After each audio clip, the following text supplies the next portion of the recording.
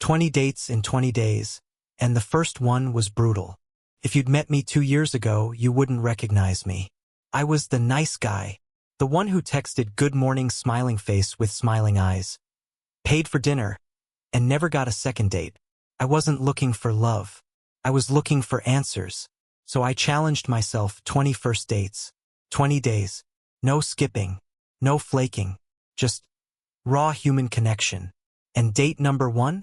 Oh man, that one hit hard. I booked a table at this cute sushi spot downtown. Wore my best white shirt, tight in the shoulders, but it made me look sharper. Even rebrushed my teeth before leaving. Ridiculous, I know, but I wanted everything to be right. She was 17 minutes late.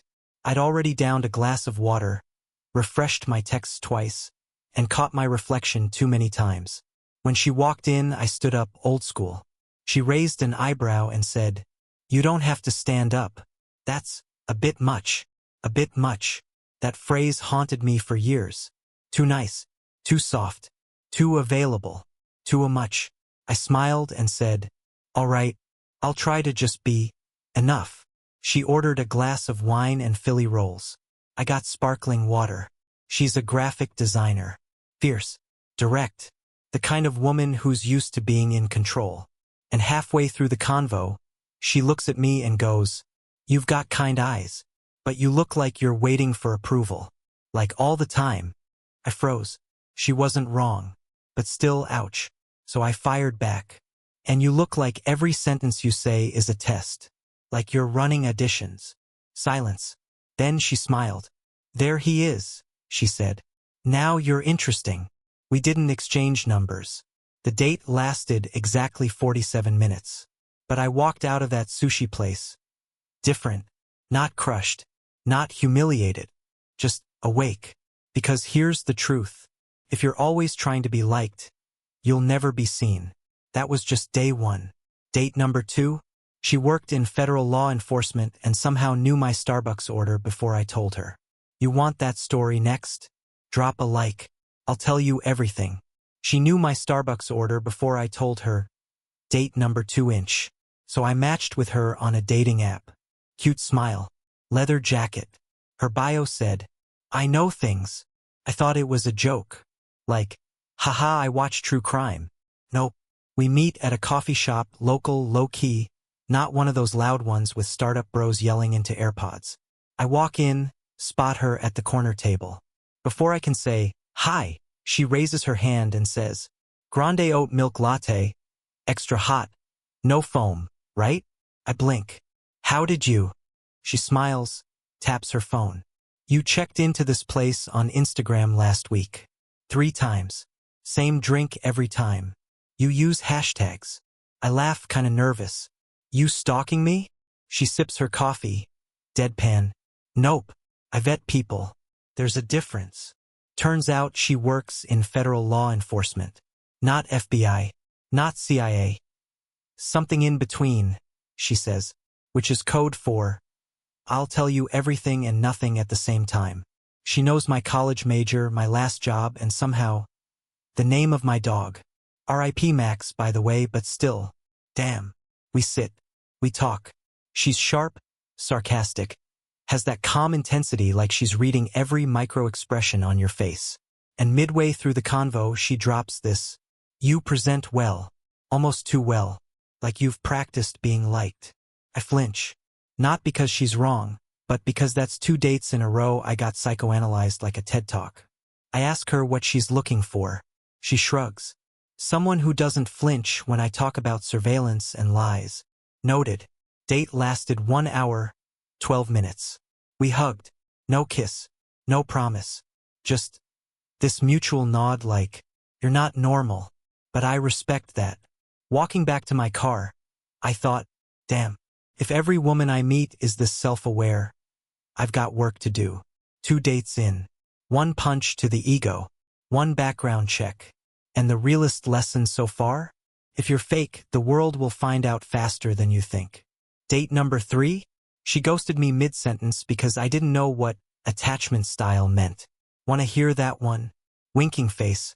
She walked out because I didn't know what attachment style meant. Date number 3. She looked like every girl I used to think was out of my league. Messy bun, silver rings, vintage Levi's. You know the type, soft voice, sharp eyes, owns a million crystals and probably charges them by the moon. We met at a bookstore cafe. She was flipping through Attached by Amir Levine. I joked, "That one comes up a lot on Hinge." She smiled. "So what's your attachment style?" I laughed. "Honestly, no idea. I just got into therapy last month." Her smile faded like I just said I kick puppies. "You don't know? I mean avoidant, maybe? I guess." She put the book down. "You guess." From there, everything shifted. She started crossing her arms, asking rapid-fire questions like, "Do you shut down during conflict? How do you handle emotional intimacy?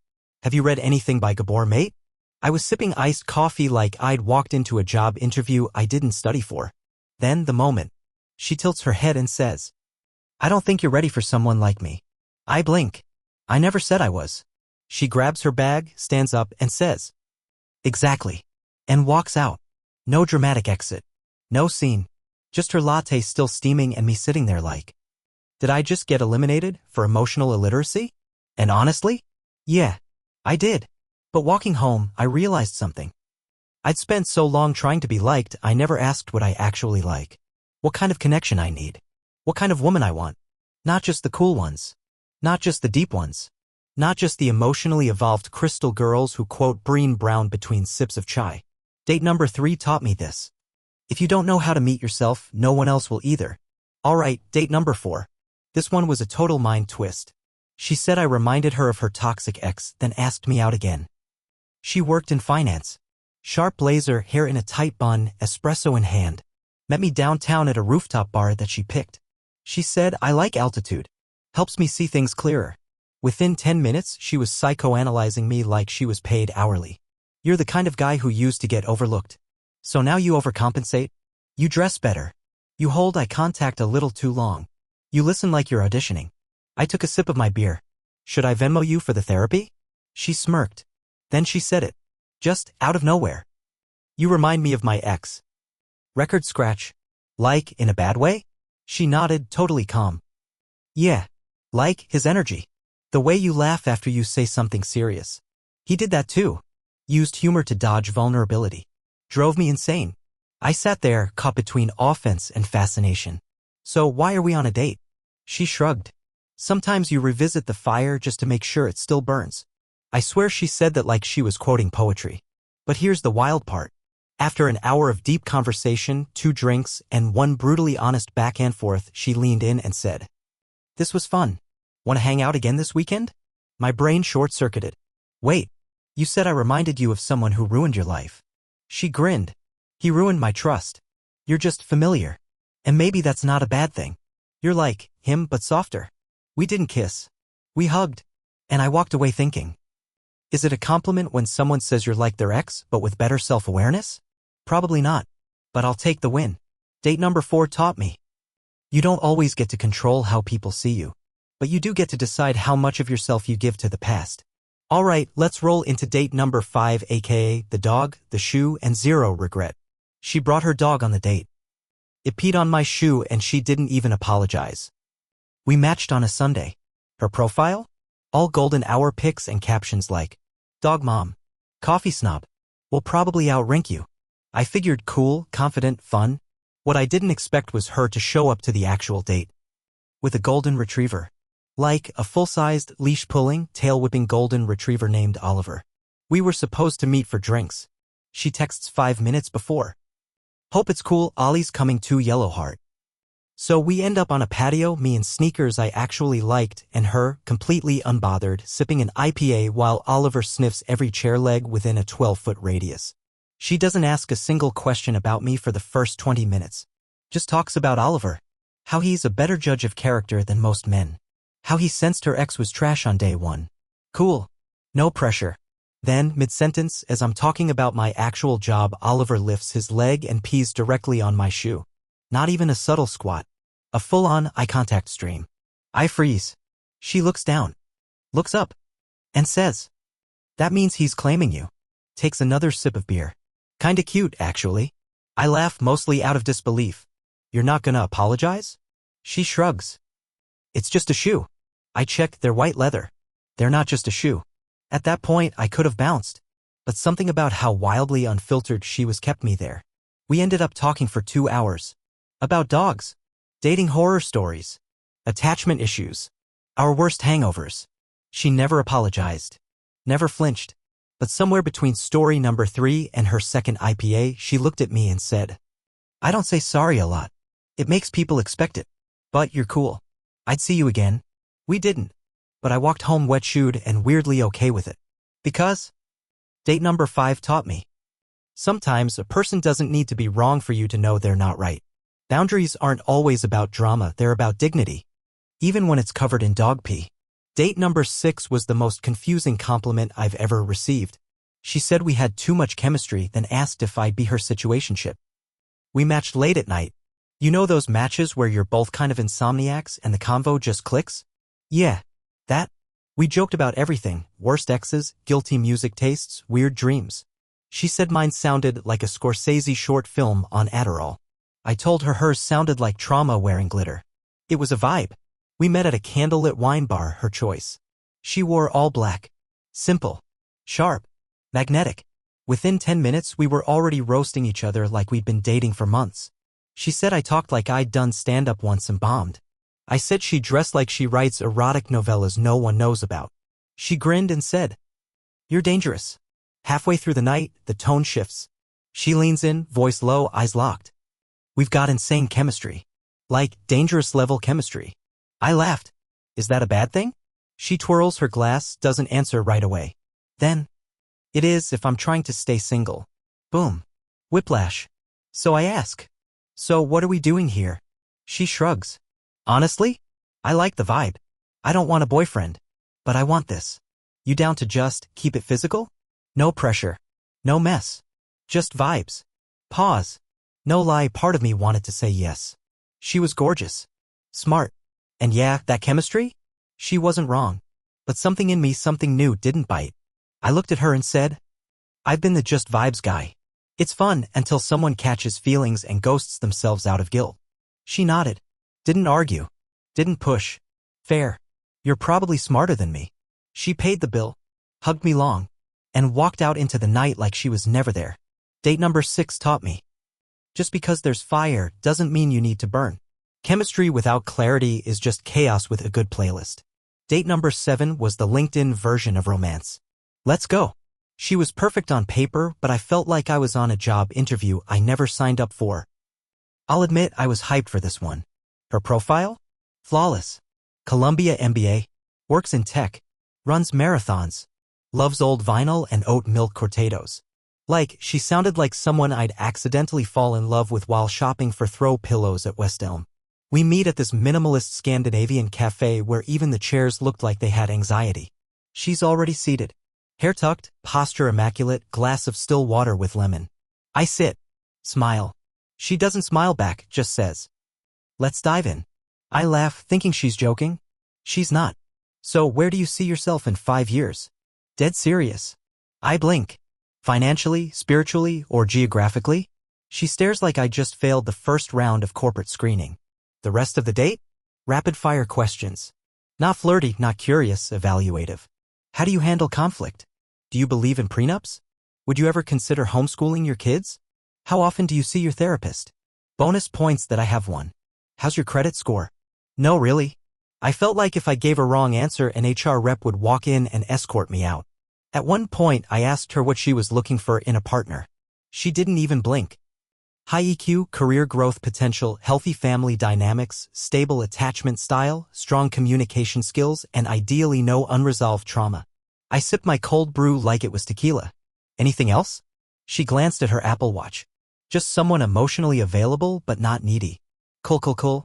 We ended the date with a firm handshake. No hug. No smile. Just a nod.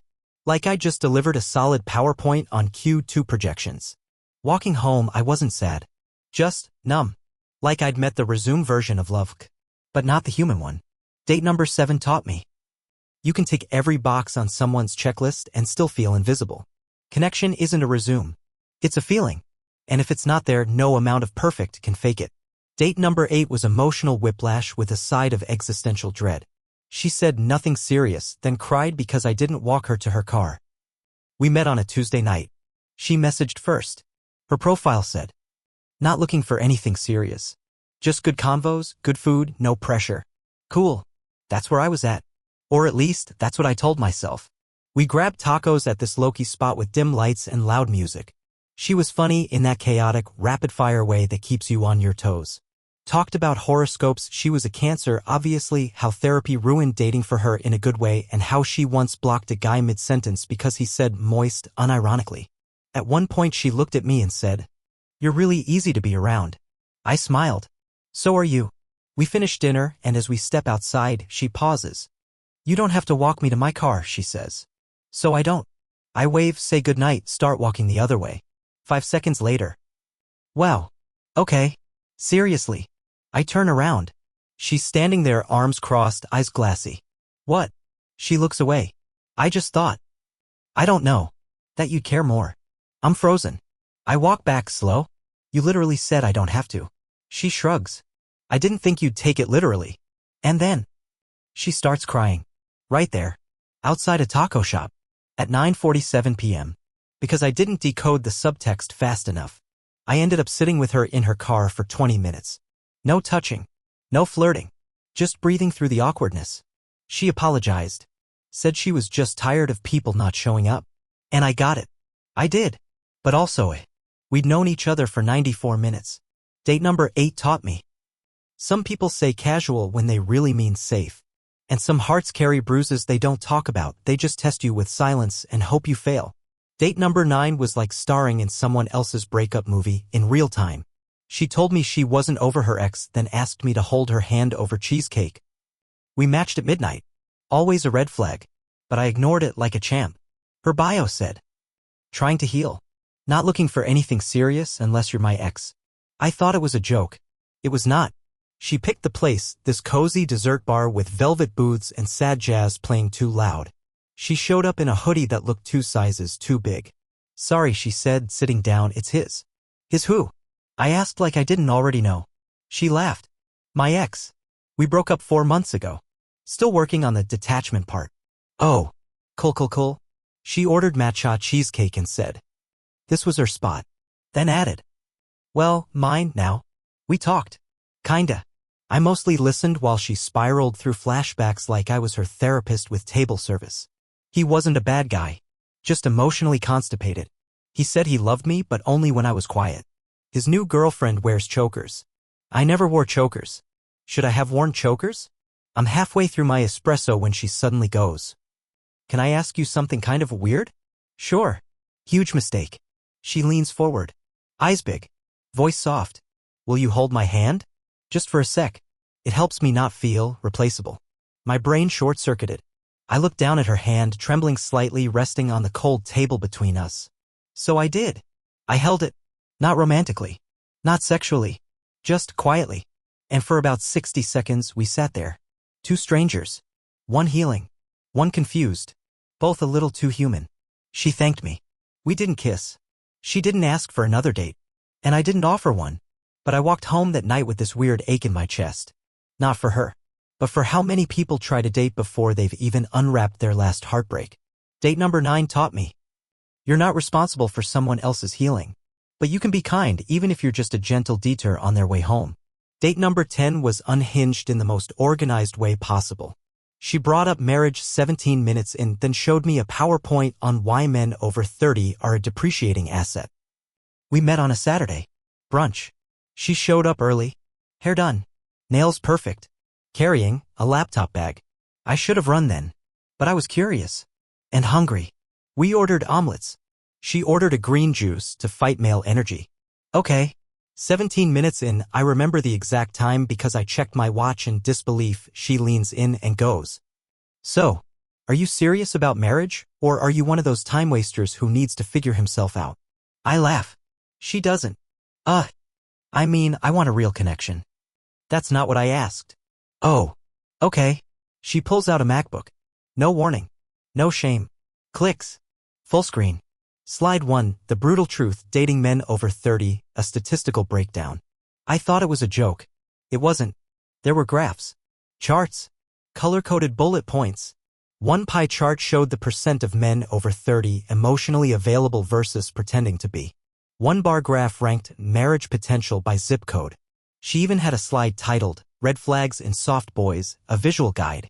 I swear my shirt was literally on it. I asked if she was serious. She said, I don't have time to hope someone grows up while wasting my ovulation window. Fair. Terrifying. But fair.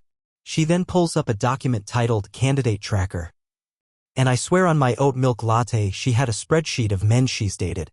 Columns for age, income, trauma level, therapist status, jawline quality, and zodiac sign. I was in row 17. She hadn't even changed my name. I asked, Is this working for you? She looked me dead in the eye. I had 3 proposals last year. I just haven't accepted yet. I paid for brunch. She offered to split. I refused. She marked that as +1 traditional masculinity in her spreadsheet. We hugged. Actually, she shook my hand and said, Best of luck in your growth phase.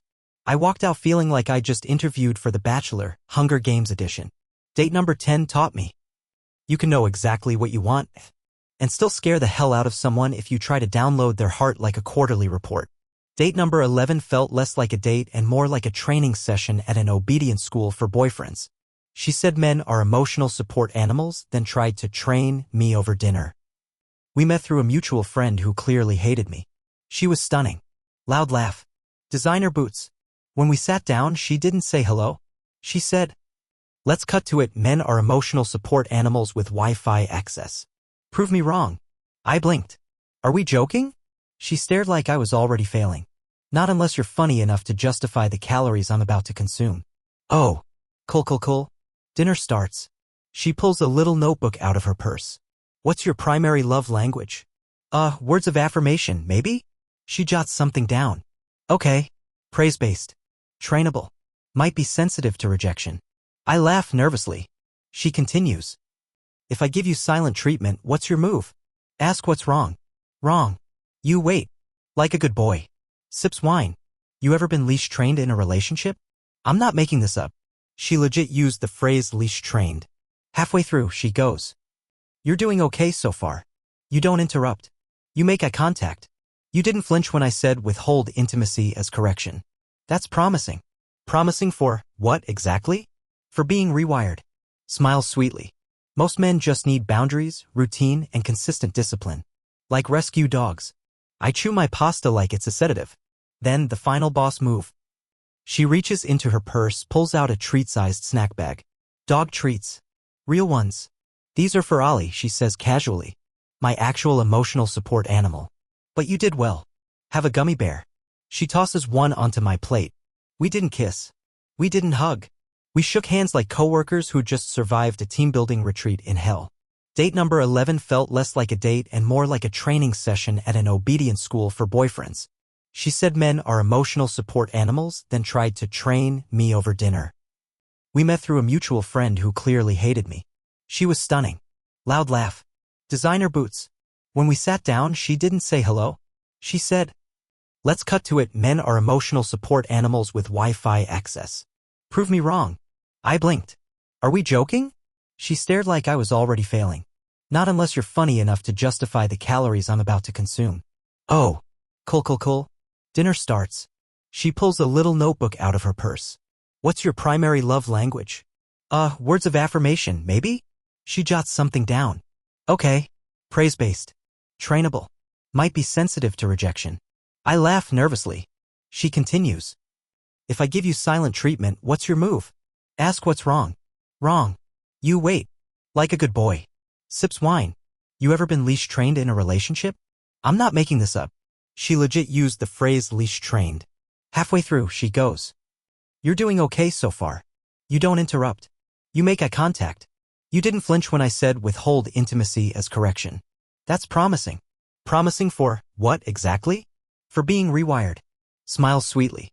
Most men just need boundaries, routine, and consistent discipline. Like rescue dogs. I chew my pasta like it's a sedative. Then the final boss move. She reaches into her purse, pulls out a treat-sized snack bag. Dog treats. Real ones. These are for Ollie, she says casually. My actual emotional support animal. But you did well. Have a gummy bear. She tosses one onto my plate. We didn't kiss. We didn't hug. We shook hands like coworkers who just survived a team-building retreat in hell. Date number 11 taught me. Some people don't want love, they want control in a romantic costume. And if you bark on command, they'll love you. Until you don't. Date number 12 was soft, sweet, and just a little stalker. Why? She was sweet and shy until she admitted she Googled my address before the first date. We matched on a Sunday morning. She liked poetry, rainy days, and said her love language was quiet loyalty. I was like, finally. A calm one. No PowerPoints. No emotional dog training. No ex-boyfriend flashbacks. We met at a bookstore cafe. She was wearing a giant cardigan and smelled like vanilla and existential dread. Immediately sweet. Eyes down. Nervous smile. Said things like, sorry, I ramble when I'm anxious. And, you're taller than I expected but in a good way. Adorable. We talked about books, therapy, bad dreams, the smell of old libraries. She ordered a lavender tea. I was already picturing our quiet life where we both read in bed and never fight. Then it slipped. Mid-convo, I mentioned I just moved apartments. And she goes, oh yeah, you left that loft with the blue door, right? Near 6th Street. Silence. Wait. How do you know that? She froze. Oh my God, I didn't mean to say it like that. But, you did Google me? She panics. Just a little. Just to be safe. My best friend said I shouldn't meet anyone without vetting their digital footprint. Digital footprint. So like Instagram. No, like property records. Zillow. Your LinkedIn. Your old college newspaper. Y'all. She found a 2013 article I wrote about cafeteria burritos. And remembered it. I sat there, unsure whether to be flattered or file a restraining order. She sipped her tea. I promise I'm normal. I just like knowing things before I get hurt. And weirdly, that hit. We didn't kiss. We did hug. And I did text her later. Not to date, but to say I got it.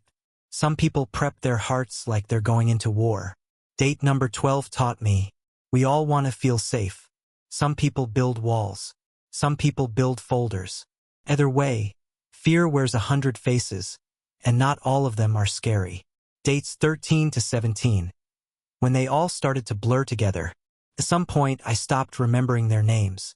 It's not that they weren't interesting. It's just that they all started feeling the same. Different faces. Different stories. Same energy. One told me I was too emotionally stable to be exciting.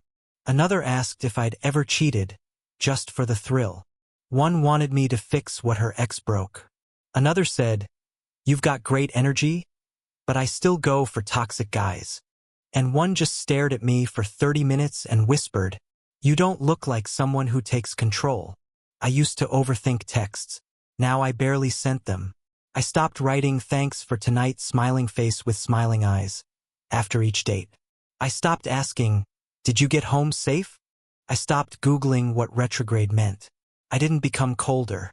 I became clearer. These dates weren't about them anymore. They were about me, figuring out what I wanted, what I tolerated, what I'd never chase again. I was no longer asking, does she like me? I started asking, do I even like her? Dates 13 to 17 taught me this. White heavy check mark, you can be perfect, and still not enough for someone who needs chaos. White heavy check mark, you can be interesting, and still be boring if you don't press their wounds. White heavy check mark, you can be honest, and still lose to the guy who texts at 2 a.m. and leaves her guessing. But the biggest shift? I no longer wanted to be chosen. I wanted to choose. Dates 18 to 19, when they started noticing something different. Somewhere between date 17 and date 18, something in me flipped. I stopped leaning in. I started leaning back. Relaxed posture. Slower words. No rush. No tension. Just presence. And suddenly they listened. They stopped interrupting. They started watching me like I was holding something they couldn't name. One of them said, you're different. You're not trying to be picked. And I smiled. Because now I pick.